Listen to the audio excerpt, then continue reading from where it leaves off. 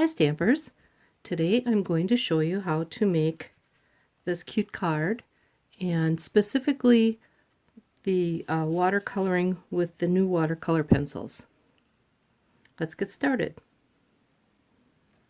Stampin' Up! Came out with some really cool watercolor pencils, and they come in a box. So this is part of the box, and then on the back of this I cut out this off the box but put it into one of our containers. So inside the container we have our watercolor pencils.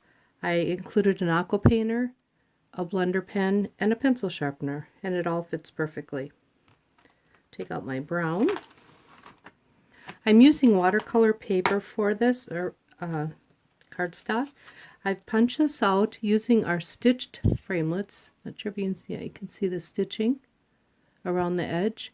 These will be available in January for a short time, and then they'll be available in the next catalog coming up in June. So we're first going to stamp this image using the Bella and Friends stamp set. And I'm using the black archival ink. It works really nicely with the watercolor paper.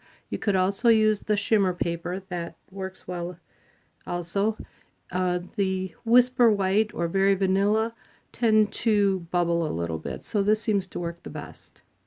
So I'm using the black, stamping it onto the watercolor paper, and then I'm also using a stamp from the Valentine paper or Valentine stamp set. This one right here.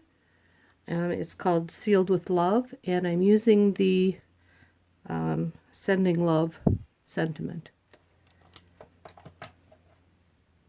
So that's right here. And again, it works best using the archival ink on the watercolor paper. So that's that. And now to color this, I'm using the Early Espresso pencil, and when you color, you just need to make little marks. You don't need to color the whole thing in, which is kind of cool. The coloring part actually happens with the blender pen. So as you can see, I'm just making little marks, and that will determine how much color I have. So it's just that little bit. Hope you can see that. Then we'll take our blender pen, and you just go in circular motions, and then the color spreads out. This one I want over his eye. And see how nicely that just spreads. You could use an aqua painter. It just gives it a different look. It's not as precise, but it's still pretty. See how simple that is? And that's all you need to do, and we have a cute little puppy.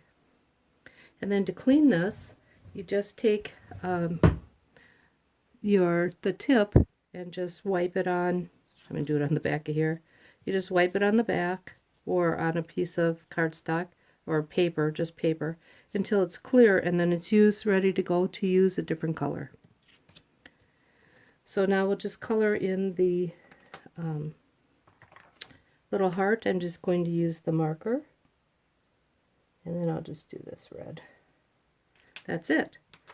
So on the card we're using real red, and I've run this is a half a sheet, or a half a sheet of cardstock folded in half, 4 1/4 by 5 1/2 by 8 1/2. And then this piece is, I don't know if you can see the marks, but this is embossed using the falling petals that looks like hearts. So I'm using this for hearts.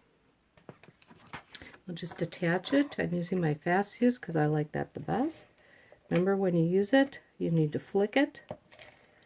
And I'm just flicking it one way and then the other way. Attach this. Just center that on there and attach it. And then to attach this to these cute little doilies that are in the New Occasions catalog, I'm just using the snail.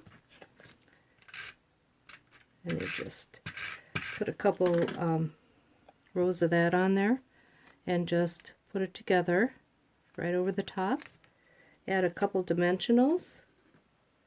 And I like to cut my dimensionals in half. I get more mileage out of them and they stick just as well.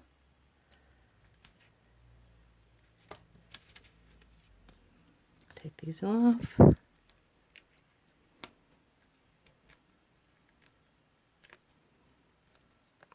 And put that right there. And then I have made a bow using the Very Vanilla ribbon.